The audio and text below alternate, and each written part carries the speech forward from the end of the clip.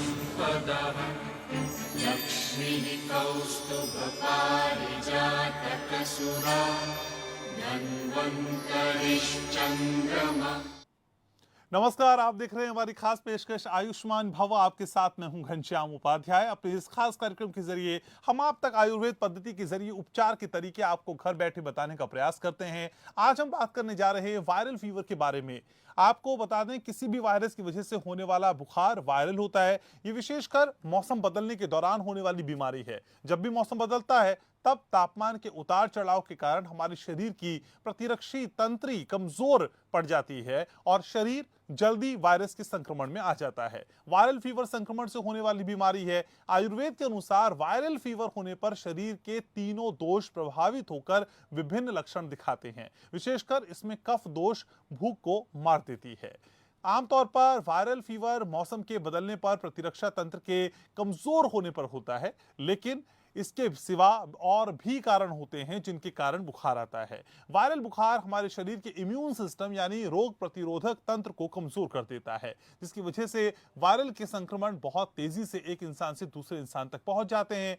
आमतौर पर वायरल बुखार के लक्षण आम बुखार जैसे ही होते हैं, लेकिन उसकी उपेक्षा करने पर व्यक्ति की हालत काफी गंभीर हो सकती है। कुछ सावधानियां बरतने पर यानी जीवन शैली में और खान पान में थोड़ा बदलाव लाने पर इस रोग के होने से हम रोक सकते हैं। आयुर्वेद के जरिए वायरल फीवर से निजात पाने के उपायों के बारे में बताने के लिए आज हमारे साथ बेहद खास मेहमान मौजूद हैं। हमारे साथ हैं आयुर्वेद विशेषज्ञ डॉक्टर लवकुश सिंह। डॉक्टर सिंह, स्वागत है आपका।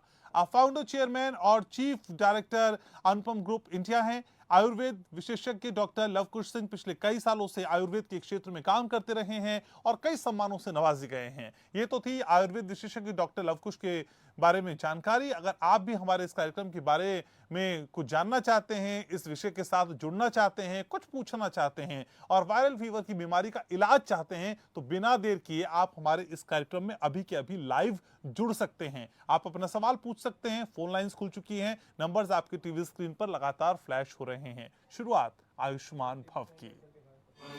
करोतु कल्याणं आरोग्यं धनसम्पदः लक्ष्मीः कौस्तुभपारिजातकसुरा धन्वन्तरिश्चन्द्रमा।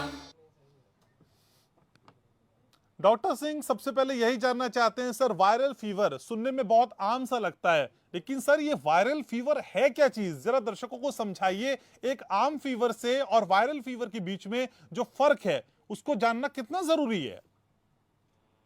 इसमें जो वायरल फीवर होता है जनरली किसी वायरस के संपर्क में आने से होता है। वायरल फीवर किसी भी वायरस से हो सकता है। जैसे ही मौसम परिवर्तन होता है तो हम किसी न किसी वायरस के चपेट में आ ही जाते हैं। जैसे ये बारिश का मौसम है तो खासतौर से इसी टाइम पर ये होता है। तो इसमें जो भी वायरस हमें इन्फेक्ट करता है तो जिससे जो भी बुखार उत्पन्न होता है उसको वायरल फीवर ही कहते हैं। आमतौर पर 3 से 5 दिन का समय लेता है, लेकिन अगर ट्रीटमेंट की कमी रही तो ये लगभग 12 से 15 दिन भी जा सकता है, क्रिटिकल भी हो सकता है।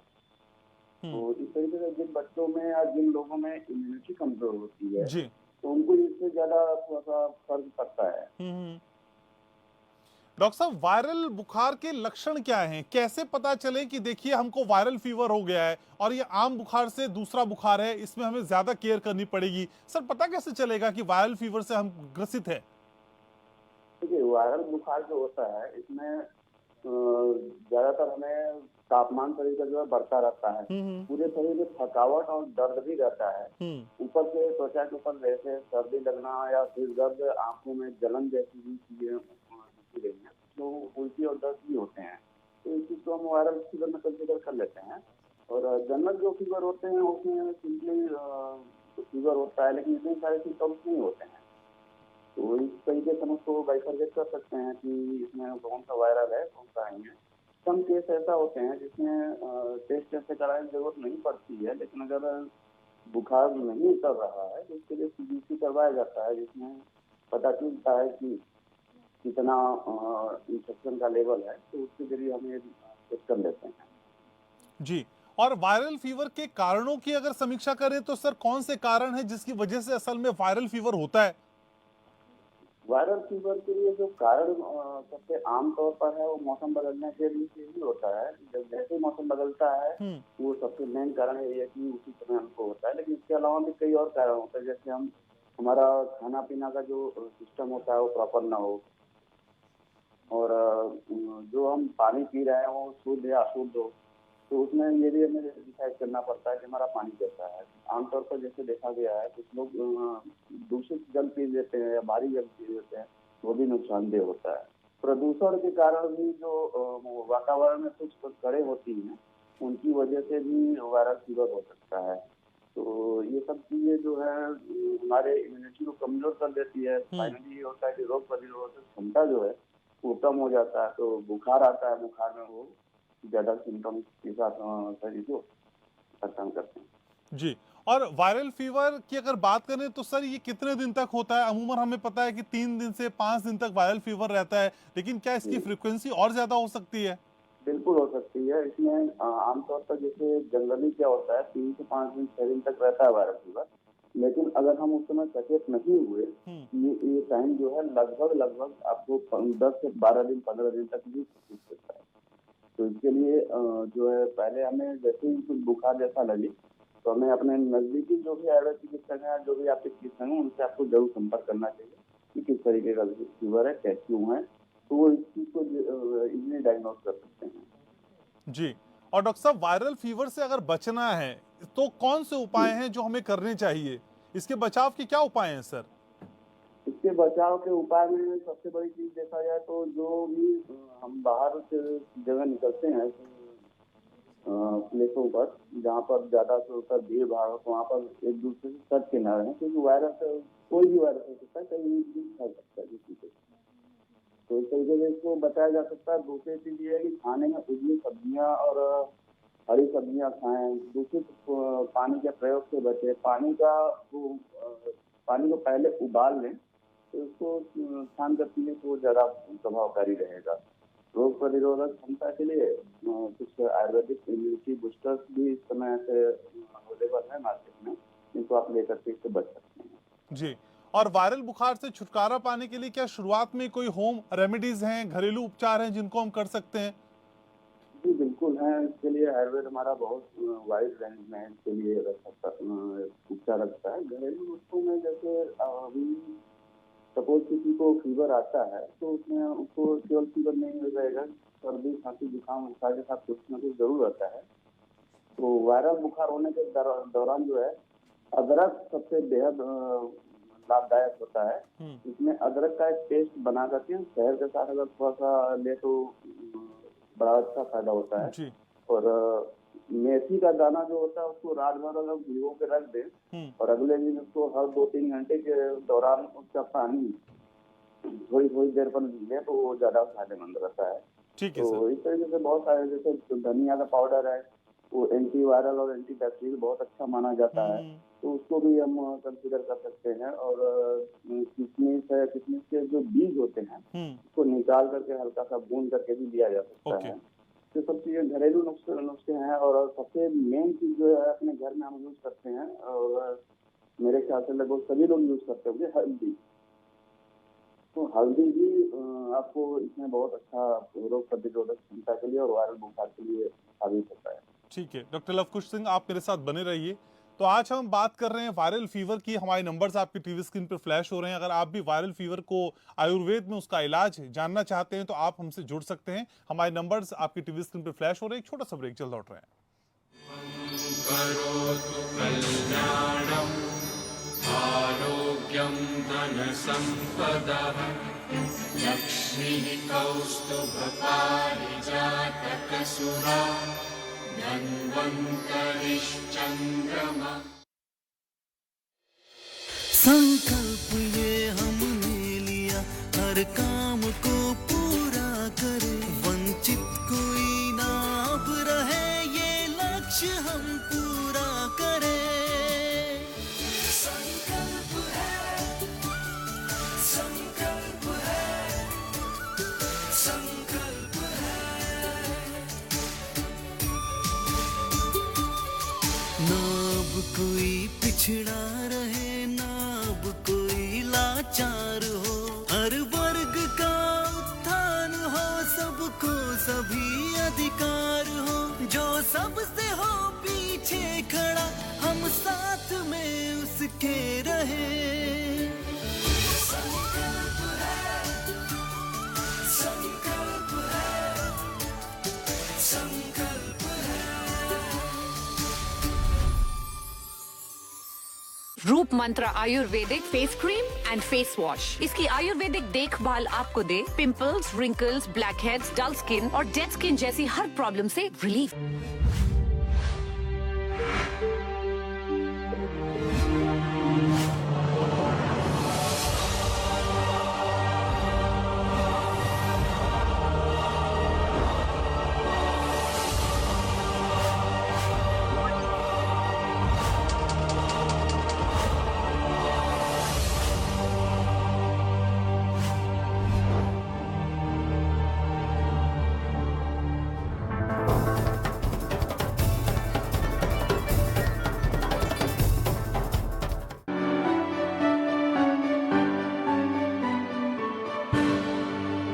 यं धनसम्पदः लक्ष्मीः कौस्तुभपारिजातकसुरा धन्वन्तरिश्चन्द्रमा। तो आयुष्मान भव में आज हम बात कर रहे हैं वायरल बुखार की, वायरल फीवर की, और इस फीवर का आयुर्वेद में क्या इलाज है, कैसे आप इससे बच सकते हैं, क्या होम रेमेडीज हो सकती है, घरेलू उपचार क्या हो सकते हैं, और इस बुखार के लक्षण क्या हैं, तमाम पहलुओं पे आज हम बात करने की कोशिश कर रहे हैं। वायरल बुखार में होने वाला दर्द कैसे कम किया जा सकता है, डॉक्टर लवकुश सिंह मेरे साथ हैं। तो डॉक्टर सिंह, अक्सर हमने देखा है कि वायरल बुखार में शरीर में बहुत दर्द रहता है, बहुत पेन रहता है। सर, इस पेन को कैसे कम किया जाए, कैसे दूर कर सकते हैं इसको? जो शरीर में दर्द होता है ये बुखार के उच्च तापमान की वजह से भी होता है।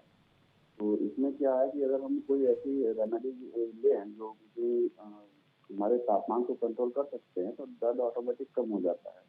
इसमें शुरू के दौरान में कुछ मेडिसिन जो होते हैं आयुर्वेद को प्रोवाइड किए जाते हैं, और सबसे बड़ी चीज़ कि वो गर्म पानी से इसलिए पीने के लिए कहा जाता है कि वो फास्ट इफेक्टिव होते हैं, और गर्म पानी हमारे शरीर के लिए बहुत फायदेमंद भी होता है।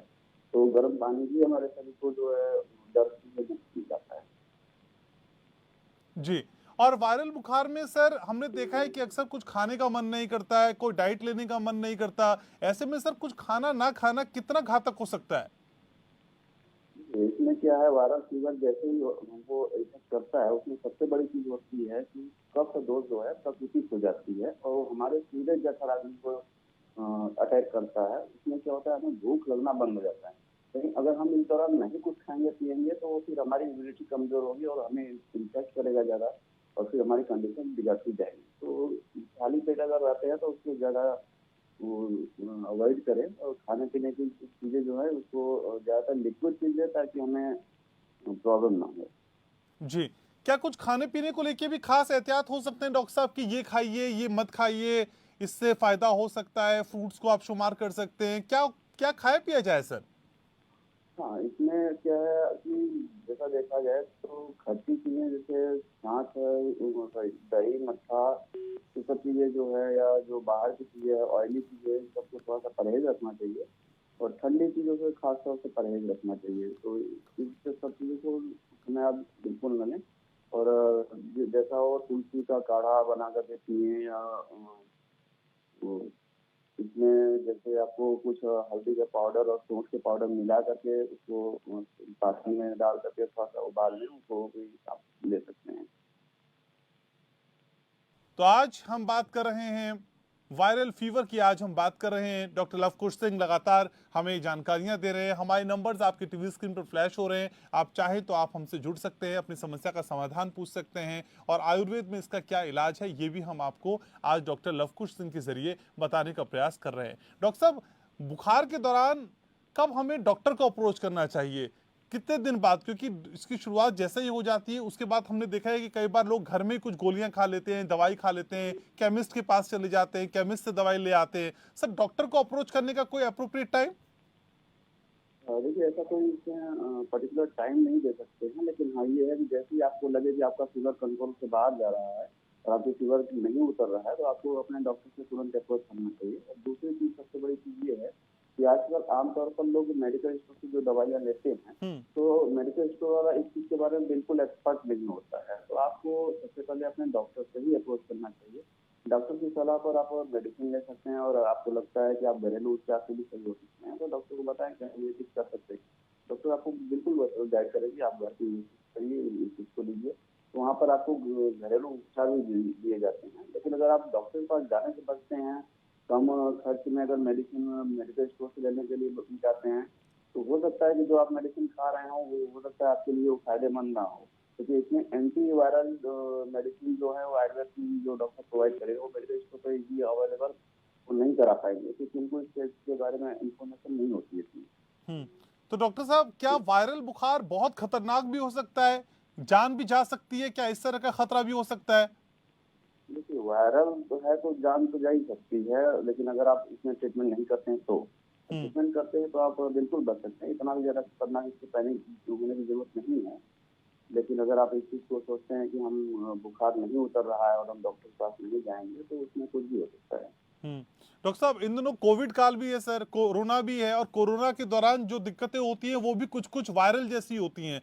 तो कैसे भेद करें सर, कैसे अंतर करें कि हमको कोरोना की दिक्कत हो रही है या फिर हमको ये वायरल फीवर है? सर, ये कैसे डिफरेंशिएट हो? बिल्कुल, बहुत सही सवाल आपने पूछा है। ये चीज के लिए बहुत क्वेश्चन होते हैं। सबसे बड़ी चीज ये होता है कि जो सामान्य बुखार या जो वायरल बुखार होता है वो हमारे शरीर में लिम्फोसाइट्स बढ़ाते हैं, और वही कोरोना की अगर बात करें तो कोरोना में इसकी अवधि लगभग आप ये समझिए 14 दिन की तो होती है, और ये जो फीवर उत्पन्न होते हैं ये इसके लिए ESR बढ़ाते हैं कोरोना में, ये जो वायरस में।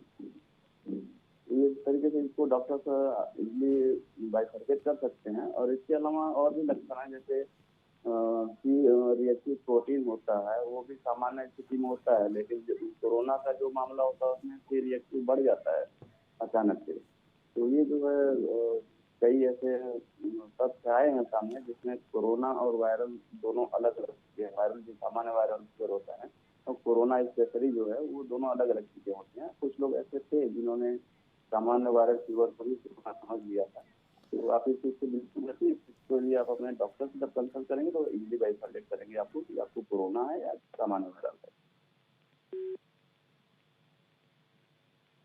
डॉक्टर सिंह, बहुत बहुत शुक्रिया आपका, आप स्टूडियो में आए, आपने समय निकाला और दर्शकों से इतनी सारी इंफॉर्मेशन शेयर की। तो आयुष्मान भव में इतना ही। करना क्या है? करना यह है कि आपको अपना ख्याल रखना है। कोरोना काल भी है तो फिर जो तमाम एहतियात है उसे भी बरतना है, और साथ ही साथ अपना और अपनों का बेहद ख्याल रखना है। आयुष्मान भव में आज बस इतना ही। करोतु कल्याणम् आरोग्यं धनसम्पदः लक्ष्मीः कौस्तुभपारिजातकसुरा धन्वन्तरिश्चन्द्रमा।